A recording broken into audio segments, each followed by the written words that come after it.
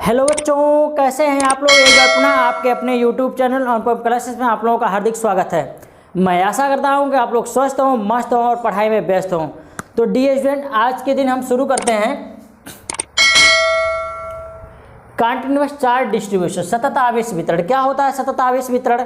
ध्यान दीजिएगा, सतत आवेश वितरण बेहद इम्पॉर्टेंट है। कॉम्पिटिटिव एग्जाम में, बोर्ड के एग्जाम में और अदरवाइज एग्जाम में ये क्वेश्चन पूछ देता है। सतत आवेश वितरण का मतलब क्या है?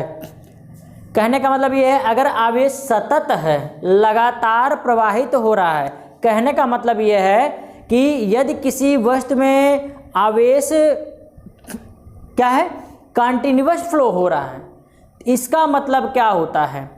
इसका मतलब ये है कि उनके बीच गैपिंग नहीं होती है। क्या उनके बीच गैपिंग होती है कि नहीं होती है? तो ध्यान दीजिए आप लोग, सतत का मतलब होता है कि आवेश का एक समान रूप से वितरण, किसी भी वस्तु पर आवेश का एक समान रूप से वितरण।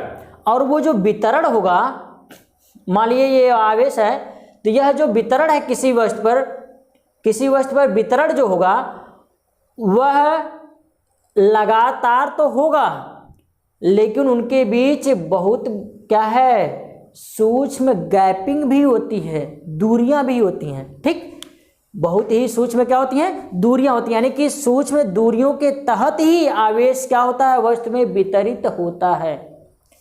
आवेश वस्तु में वितरित होता है। कहने का मतलब क्या है, कुल मिलाकर के इसका निचोड़ क्या होगा? तो ध्यान दीजिएगा, किसी वस्तु को दिया गया आवेश एक समान रूप से वितरित हो, उसी को हम बोलते हैं सतत आवेश वितरण। क्या बोलते हैं? सतत आवेश वितरण कहते हैं। मुझे लगता है कि आप लोग समझ गए होंगे। अब ये जो सतत आवेश वितरण होता है, यह किन रूपों में होता है, किस प्रकार से होता है, वस्तु में कैसे होता है, आवेशों का जो वितरण होगा वह कैसे होगा, किन किन रूपों में होता है। ठीक, तो अगर वस्तु के आकार की बात किया जाए तो इसके तहत सतत आवेश वितरण तीन प्रकार के होते हैं। कौन कौन से? पहला है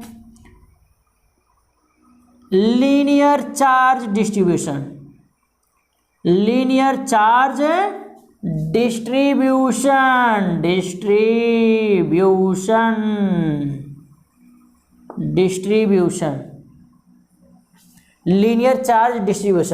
रेखीय आवेश वितरण। क्या? रेखीय आवेश वितरण, बिल्कुल वितरण। दूसरा सेकंड, अगर सेकंड की बात किया जाए तो सेकंड क्या होता है? Surface charge distribution.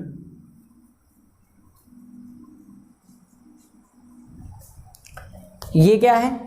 पृष्ठीय आवेश वितरण।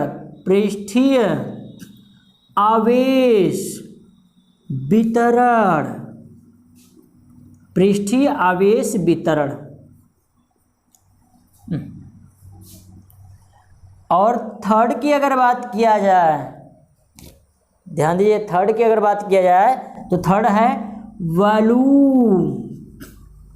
अरे वॉल्यूम नहीं वॉल्यूम।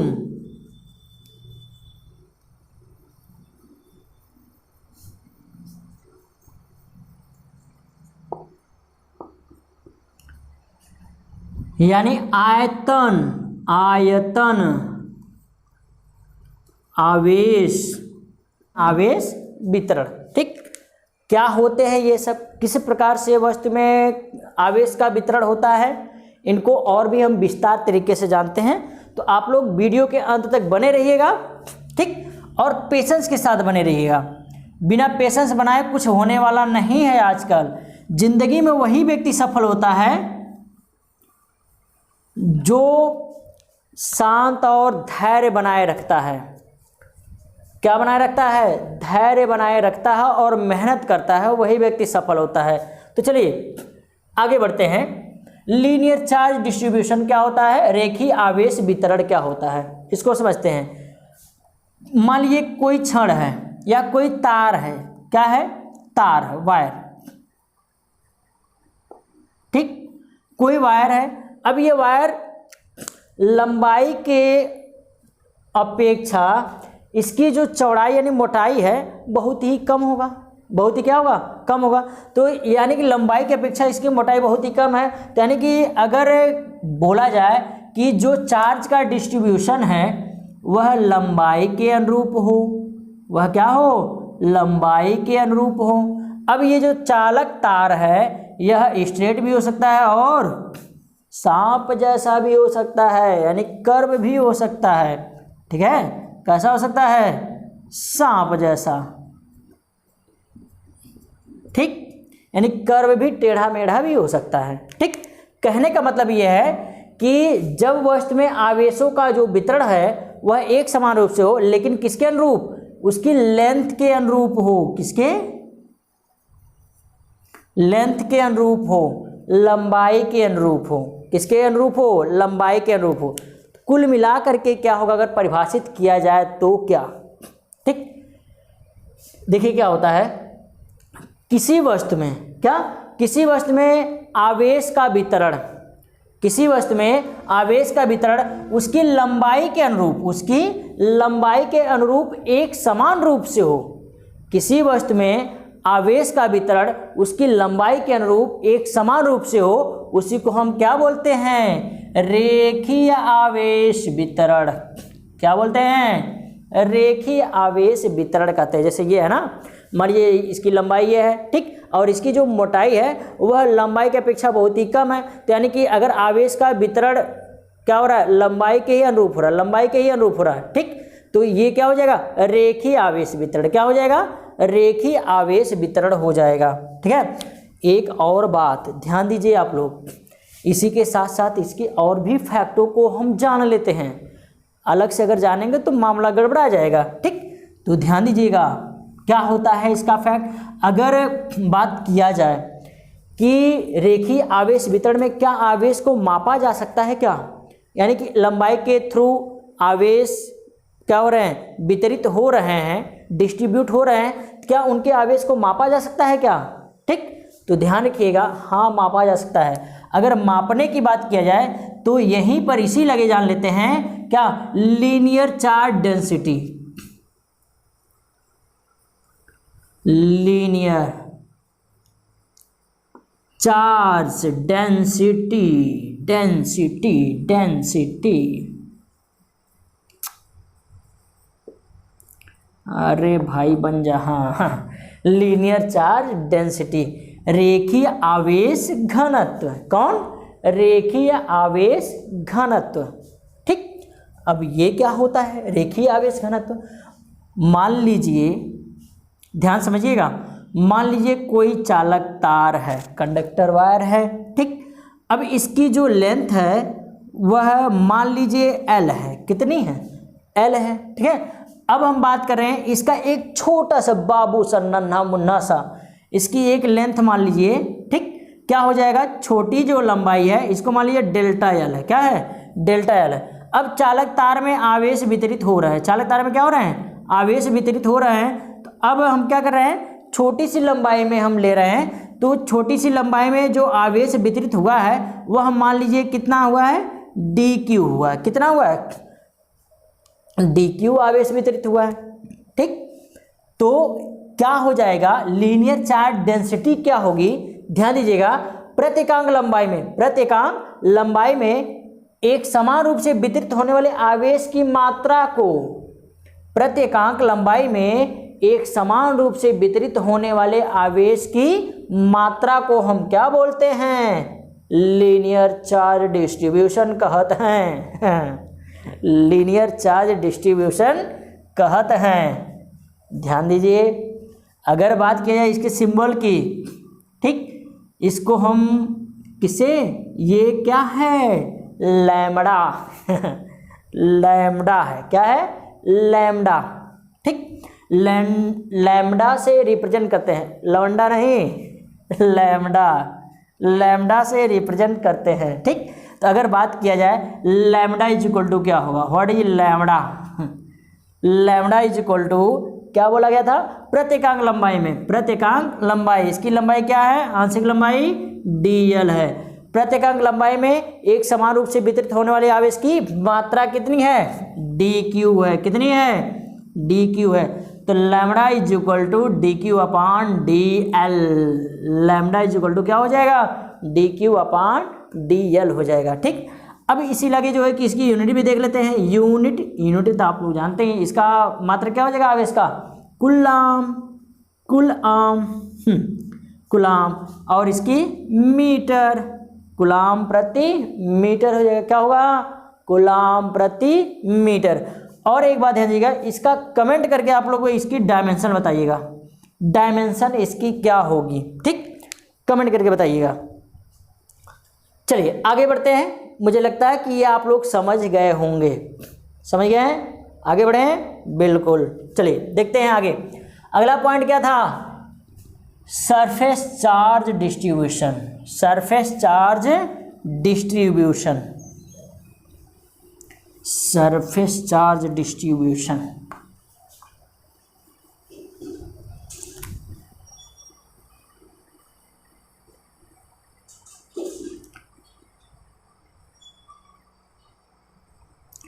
पृष्ठीय आवेश वितरण, पृष्ठीय आवेश वितरण इसको समझ लीजिए आप लोग। ठीक, मान लेते हैं कोई वस्तु है, इसकी लेंथ भी है और इसकी ब्रेथ भी है, लंबाई चौड़ाई दोनों है। ठीक, लंबाई और चौड़ाई दोनों है। अब क्या होगा, मान लीजिए कि इसको आवेश दिया जा रहा है, क्या किया जाए, आवेश दिया जा रहा है। ठीक, और जो आवेश है वह एक समान रूप से इस पर वितरित जो हो रहा है वह दो डायमेंशन में हो रहा है, द्विविमीय रूप में हो रहा है। किसमें, द्विविमीय रूप में हो रहा है, यानी कि लेंथ की भी तरफ हो रहा है और ब्रेथ की भी तरफ हो रहा है, यानी कि लंबाई और चौड़ाई दोनों के अनुरूप हो रहा है। समझे कि नहीं, आवेशों का जो वितरण है वह लंबाई और चौड़ाई दोनों के अनुरूप हो रहा है। इसी को ही तो बोलेंगे हम क्या, अपृष्ठीय आवेश वितरण। इसी को हम क्या बोलेंगे, पृष्ठीय आवेश वितरण कहते हैं। ठीक, यानी कि अगर इसको परिभाषित किया जाए तो क्या होगा, जब आवेश का वितरण पदार्थ के पृष्ठीय रूप में एक समान रूप से हो, पदार्थ के पृष्ठीय रूप में एक समान रूप से हो, उसी को हम क्या बोलते हैं, पृष्ठीय आवेश वितरण कहते हैं। क्या कहते हैं, पृष्ठीय आवेश वितरण कहते हैं। मुझे लगता है कि आप लोग समझ गए होंगे। ठीक, अब एक और राज्य की बात इसमें भी बताएं, इसका भी आवेश, कितना आवेश वितरित हो सकता है उसको भी मापा जा सकता है, या मतलब प्रत्येकांक क्षेत्रफल में कितना आवेश वितरित होगा इसको भी मापा जा सकता है, जिसको हम बोलते हैं, जानते हैं क्या बोलते हैं, क्या, surface charge density, surface charge density, पृष्ठीय आवेश घनत्व, पृष्ठीय आवेश घनत्व। ठीक, अब मान लीजिए कि ये लेंथ और ब्रीथ मिला करके क्या बनता है, L into B is equal to A, यानी एरिया होता है। मान लीजिए इस पदार्थ की जो एरिया है, टोटल एरिया है वह ए है, क्या है, ए है। ठीक, अब हम मान लेते हैं एक छोटे का ही बाबू नन्ना मुन्ना सा एरिया ले लेते हैं। ठीक है, इसका छोटा सा एरिया ले लेते हैं और इसमें देखते हैं कितना आवेश वितरित हुआ है। ठीक, ये छोटा सा एरिया, इसको हम मान लेते हैं क्या, dA मान लेते हैं। क्या मान लेते हैं, dA, इस पदार्थ का छोटी सी एरिया dA। ठीक, अब इस पूरे पदार्थ के पृष्ठ में आवेश क्यों वितरित हुआ, कितना क्यों वितरित हुआ है, तो छोटे से क्या है क्षेत्र में क्या पूरा आवेश वितरित होगा, नहीं, इसका थोड़ी सी मात्रा में आवेश वितरित होगा। मान लेते हैं इसमें वितरित आवेश की मात्रा कितनी है, dq है, क्या है, dq है, तो सरफेस चार्ज डेंसिटी क्या होगा।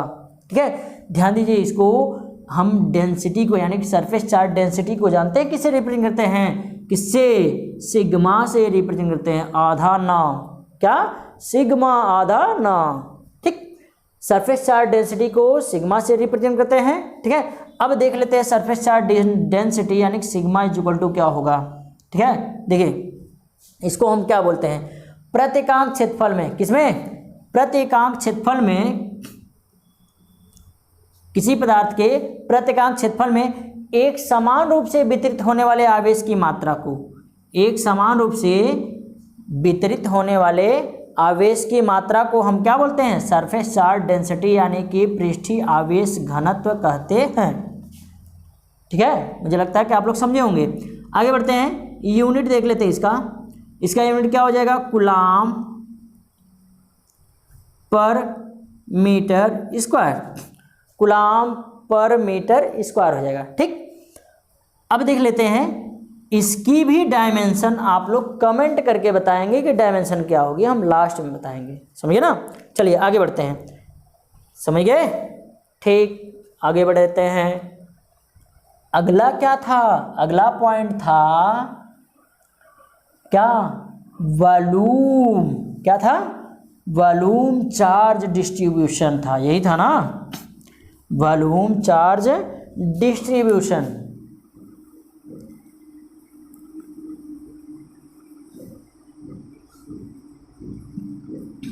आयतन, आयतन आवेश वितरण, वॉल्यूम चार्ज डिस्ट्रीब्यूशन। देखिए इसमें क्या होगा,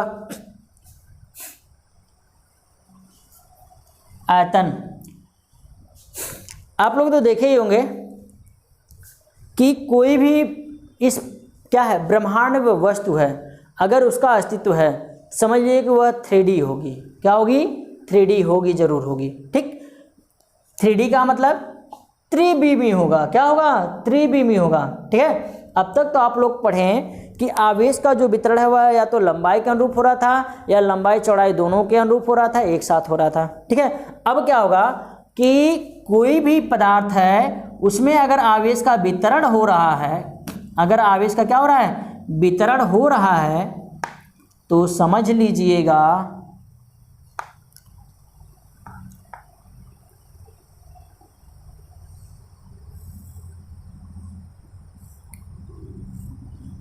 कि त्रिविमी अगर हो, किस रूप में हो, त्रिविमी, मानिए लेंथ, ठीक, ये हो गई ब्रीथ, ये हो गई हाइट, लेंथ ब्रीथ और हाइट, यानी कि लंबाई चौड़ाई और ऊंचाई तीनों के अनुरूप हो।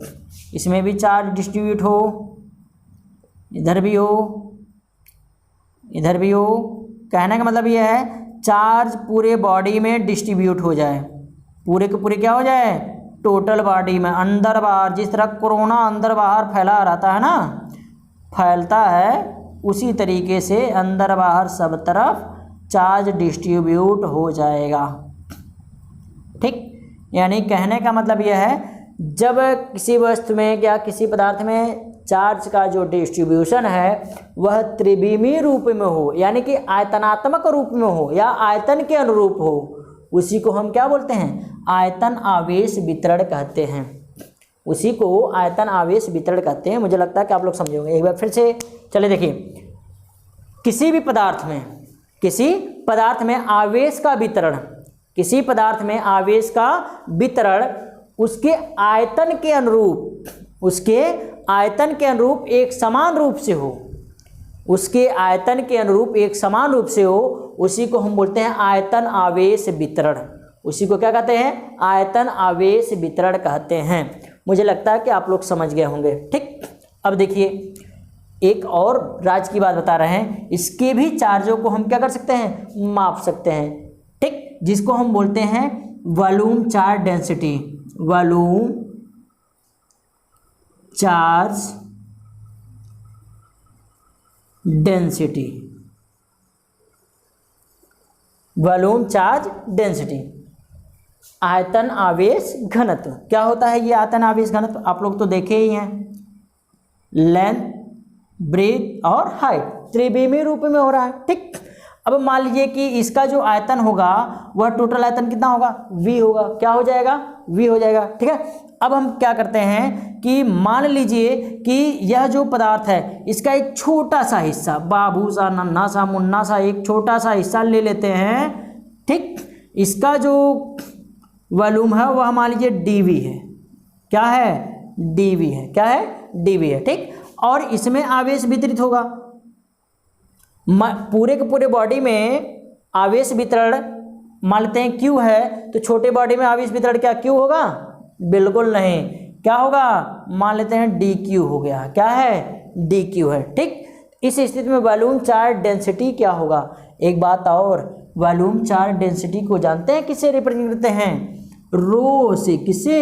रो से रिप्रेजेंट करते हैं। हाफ पी रो से रिप्रेजेंट करते हैं। ठीक, तो वॉल्यूम चार्ज डेंसिटी यानी कि रो इज इक्वल टू क्या होगा? ध्यान दीजिए, परिभाषित कर रहे हैं प्रत्येकांक आयतन में। किसमें? प्रत्येकांक आयतन में एक समान रूप से वितरित होने वाले आवेशों की मात्रा को, एक समान रूप से वितरित होने वाले आवेशों की मात्रा को वॉल्यूम चार्ज डेंसिटी आयतन आवेश घनत्व कहते हैं। आयतन आवेश घनत्व कहते हैं। ठीक, अब बात करें तो इसके यूनिट की, इसका यूनिट क्या होगा? इसका कूलाम हो जाएगा। कूलाम अपान वॉल्यूम का क्या होगा? Metre square. तेरा क्या होगा कालिया? क्या होगा? कूलाम पर मीटर स्क्वायर। हाँ, अब बारी आती है इसके पीछे वाले दो क्वेश्चन का। ठीक, और इसका भी डायमेंशन देखेंगे। तो क्या होगा डायमेंशन देख लेते हैं। लीनियर चार्ज का डायमेंशन, सरफेस चार्ज का डायमेंशन और वॉल्यूम चार्ज का डायमेंशन। लीनियर का क्या होगा? क्या होता है? कूलाम पर मीटर। कूलाम का क्या होगा?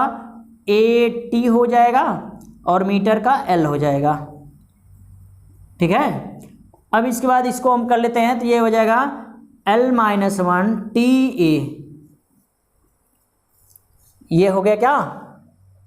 लीनियर चार्ज डेंसिटी का डायमेंशन। अब इसके बाद क्या होता है? सरफेस चार्ज डेंसिटी का देख लेते हैं। सेम वही, ऊपर AT और नीचे L2। तो ये क्या हो जाएगा? L-2 TA। शुद्ध रूप लिखने का यही तरीका है, AT नहीं करेंगे, TA करेंगे। ठीक, अब इसके बाद बात आती है इसकी, तो वॉल्यूम चार्ज डेंसिटी का हम देख लेते हैं बीमा। तो इसका भी हो जाएगा AT TT AT upon L3।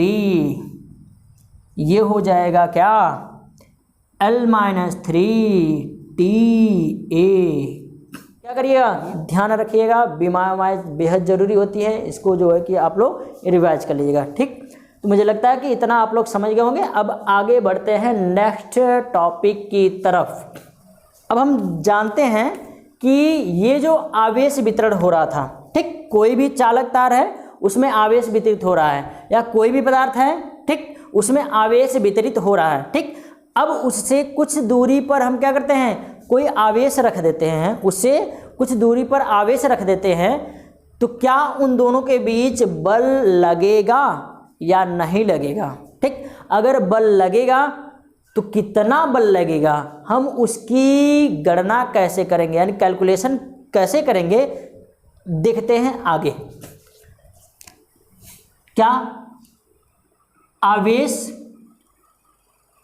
क्या है? वितरित आवेश के कारण, वितरित आवेश के कारण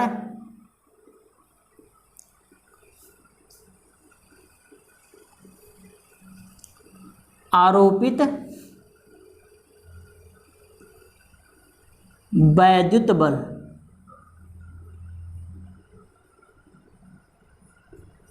वितरित आवेश के कारण आरोपित वैद्युत बल। ठीक, अब हम देखते हैं क्या पहला नंबर क्या था? Linear charge distribution.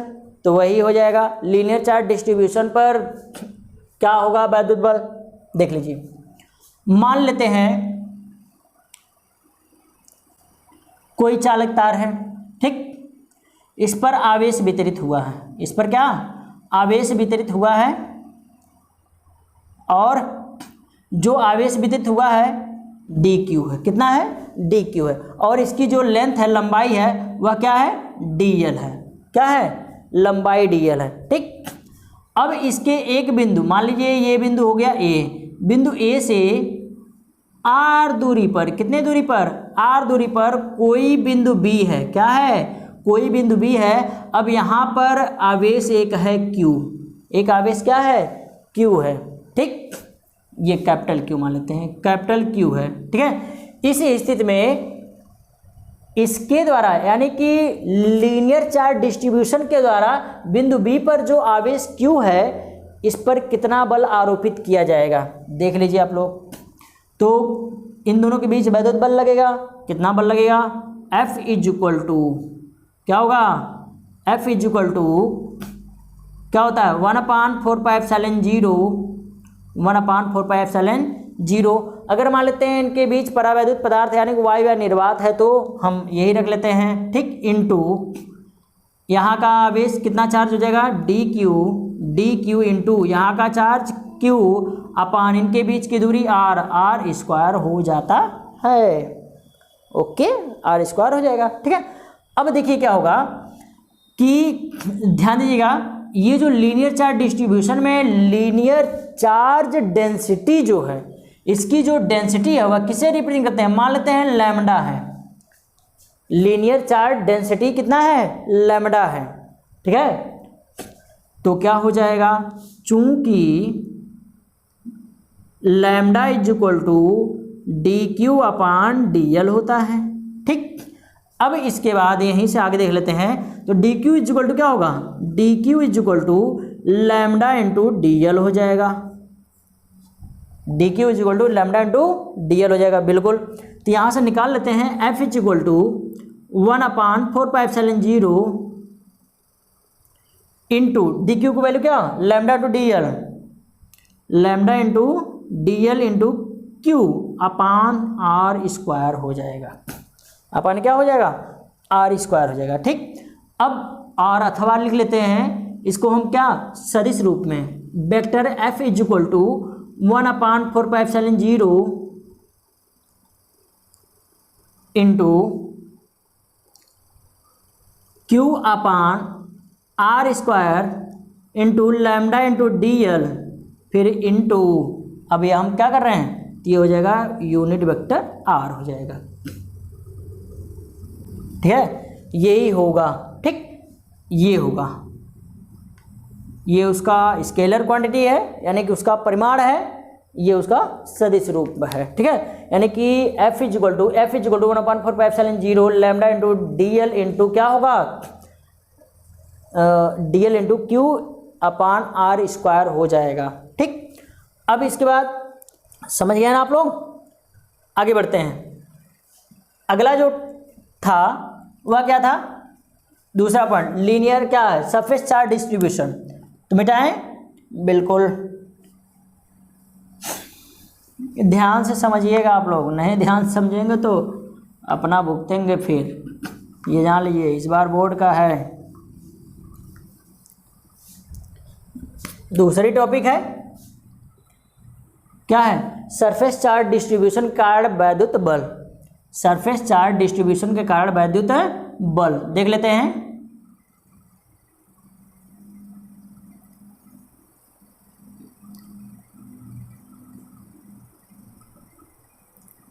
मान लीजिए कोई पदार्थ है, ठीक, इसका क्या संपूर्ण जो क्षेत्रफल है वह ए है, टोटल क्षेत्रफल कितना है, ए है। अब मान लीजिए इसके किसी एक पॉइंट पर, एक बिंदु पर, ठीक है, इसका एक भाग आंशिक रूप, ठीक है, इसका एक छोटा सा टुकड़ा, ठीक, तो इसका क्षेत्रफल क्या होगा, छोटे टुकड़े का, इसका क्षेत्रफल हो जाएगा डी ए होगा, क्या हो जाएगा, डी ए हो जाएगा, ठीक है। अब ये छोटा सा टुकड़ा डी ए, अब इसमें आवेश भी वितरित है, मान लीजिए कि इसमें जो आवेश वितरित है वह कितना है, डी क्यू आवेश वितरित है, कितना है, डी क्यू आवेश वितरित है, इसमें डी क्यू आवेश वितरित है, ठीक।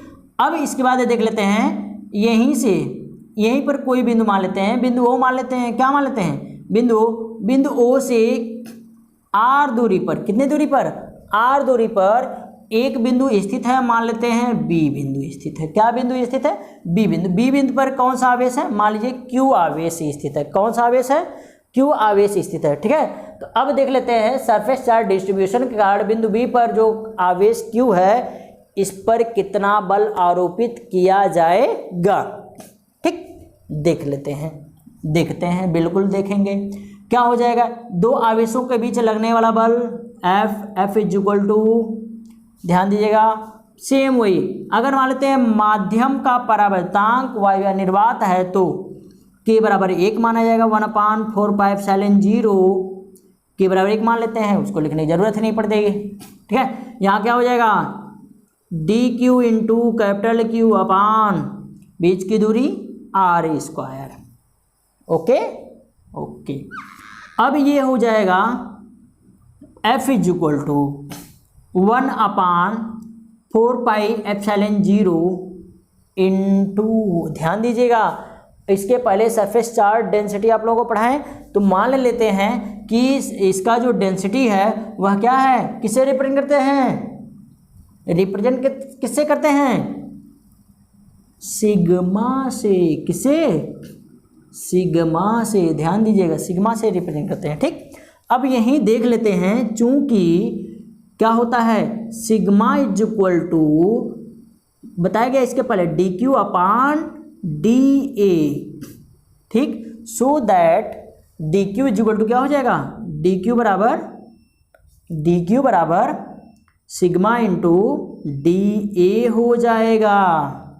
ठीक है, तो DQ की जगह हम क्या रख लें, सिग्मा इंटू DA रख लें, बिल्कुल, sigma into DA into Q upon r², ये हो गया।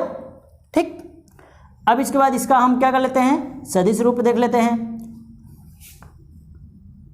Vector F is equal to 1/4πε0 into sigma into DA into Q upon r² unit vector r। बिल्कुल, ये हो जाएगा आपका क्या, सरफेस चार्ज डिस्ट्रीब्यूशन, यानी कि पृष्ठीय आवेश वितरण के कारण बिंदु Q पर लगने वाला वैद्युत बल, पृष्ठीय आवेश वितरण कारण बिंदु B पर Q पर लगने वाला वैद्युत बल। ठीक, तो मुझे लगता है कि ये भी आप लोग समझ गए होंगे।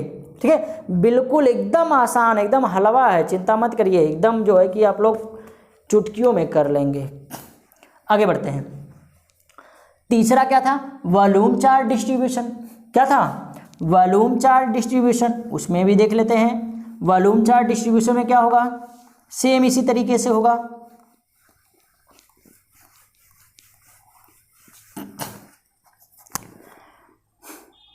थर्ड है वॉल्यूम चार्ज डिस्ट्रीब्यूशन ना, देखिए मान लेते हैं कोई वस्तु है,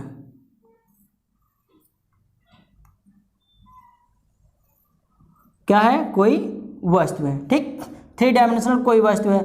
अब क्या होता है, इसमें चार्ज भरा हुआ है, उफान उफान करके चार्ज भरा हुआ है, और इसका जो वॉल्यूम है वह मान लेते हैं V है, क्या है, V है। अब इसके एक पॉइंट पर मान लीजिए एक छोटा सा एक पार्ट, बाबू जैसा पार्ट है। ठीक, इसका जो वॉल्यूम है वह मान लीजिए dV है, क्या है, dV है, और इसमें वितरित होने वाले आवेश वह मान लीजिए dQ है, क्या है, dQ है। इस वजह से इसका क्या होगा, वॉल्यूम चार्ज डेंसिटी क्या होगी, डेंसिटी क्या होगी, बिल्कुल हाँ, रो होगा, क्या होगा, रो होगा।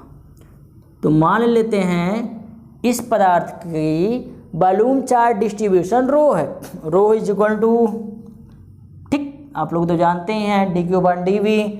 अब यहाँ से देख लेते हैं, इस बिंदु से r दूरी पर, कितने दूरी पर, r दूरी पर कोई बिंदु स्थित है, बिंदु B है, यहाँ पर कोई आवेश है Q है, क्या है, Q है। ठीक, अब कहोगे सर जी हमेशा B और Q रहता है, तो क्या करें भाई, फिजिक्स है, मानना तो पड़ता ही है, कुछ भी मान करके आप लोग क्या कर सकते हैं, लगा सकते हैं। ठीक, देखिए तो क्या हो जाएगा, इन दोनों के बीच लगने वाला वैद्युत बल यानी कि F इज इक्वल टू क्या होगा, यदि मान लेते हैं ये वायु निर्वात में रखे गए हैं तो 1/4πε0, ठीक, यहाँ पर हो जाएगा dq और क्या हो जाएगा इंटू क्यू अपान बीच की दूरी r², बिल्कुल ठीक। अब इसके बाद सेम वही प्रोसेस चलेगा, चूंकि अब हम लिख लेते हैं direct rho is equal to dq upon dv। अब इसके बाद क्या हो जाएगा, dq इज इक्वल टू क्या होगा, dq is equal to rho into dv होगा। हम dq की जगह रो इंटू dv रख लेते हैं, बिल्कुल। तो यहाँ हो जाएगा f is equal to 1/4πε0 into rho into dv into Q upon बीच की दूरिया r। बीच की दूरिया क्या हो जाएगी, r हो जाएगी, ठीक। अब देख लेते हैं इसका वेक्टर फॉर्म में। Vector f is equal to 1/4πε0 rho into dv into Q upon r², unit vector r। Okay, मुझे लगता है कि आप लोग समझ गए होंगे। तो यदि आप इस चैनल पर नए हैं तो चैनल को सब्सक्राइब कर दीजिए, उसके बगल वाले राइट साइड में जो बेल आइकन का बटन है उसको भी प्रेस कर लीजिए, ताकि फ्यूचर में जो भी वीडियो अपलोड किया जाए उसका नोटिफिकेशन मिलता रहे और उसका आप लोग क्या कर लें, आनंद उठा लें, ठीक। और सपोर्ट करिए, सहयोग करिए और अपने दोस्तों में शेयर करिए, ठीक, ताकि हमारा उत्साह वर्धन हो, ठीक है। आज के दिन बस इतना ही, अब आगे मिलेंगे नेक्स्ट एपिसोड में। जय हिंद।